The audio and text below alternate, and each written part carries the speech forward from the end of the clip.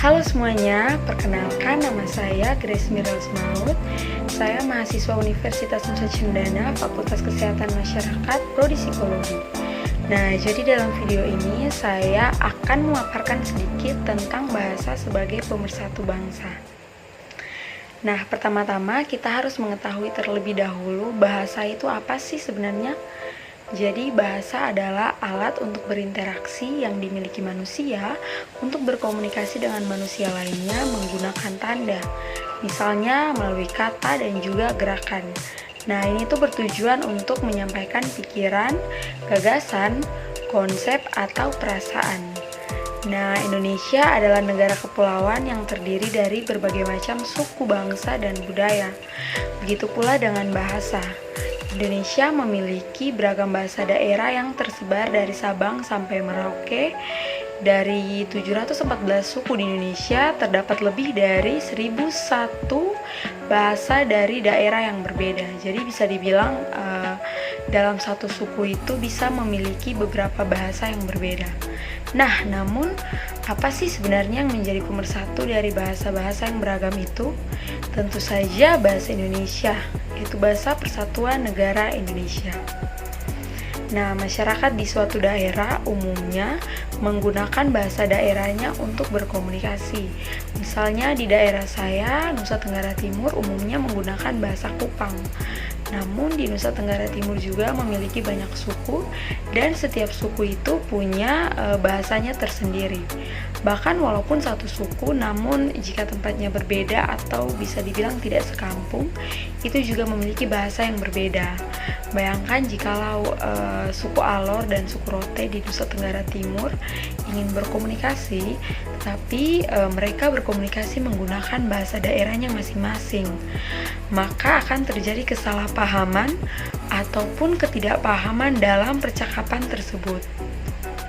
Apalagi jika orang Nusa Tenggara Timur berbicara dengan orang Jawa misalnya, maka pasti akan lebih rumit.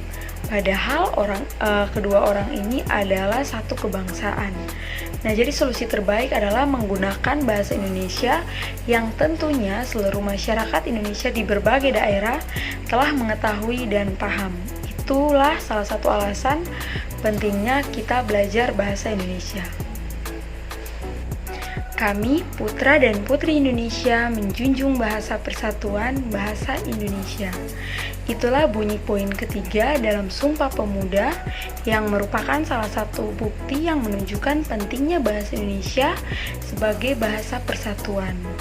Nah, sebagai warga negara yang baik, hendaknya kita semua dapat menjunjung, mempelajari dan menerapkan penggunaan bahasa Indonesia dalam kehidupan sehari-hari. Bahasa menunjukkan bangsa, itu artinya bahasa sebagai identitas dari bangsa itu sendiri.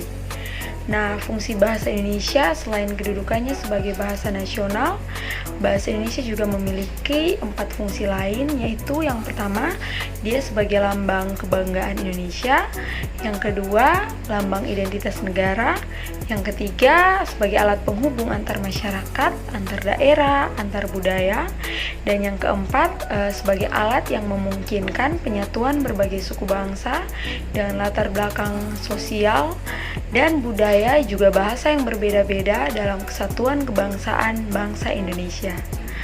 Untuk itu, kita sebagai muda-mudi Indonesia dan seluruh rakyat Indonesia pastinya harus bisa menjadi panutan yang bisa diteladani sikapnya dalam menggunakan dan menjunjung tinggi bahasa Indonesia.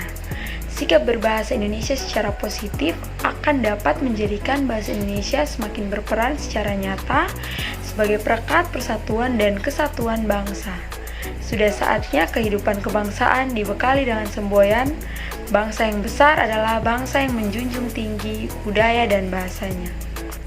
Sekian dari saya, terima kasih telah menyimak.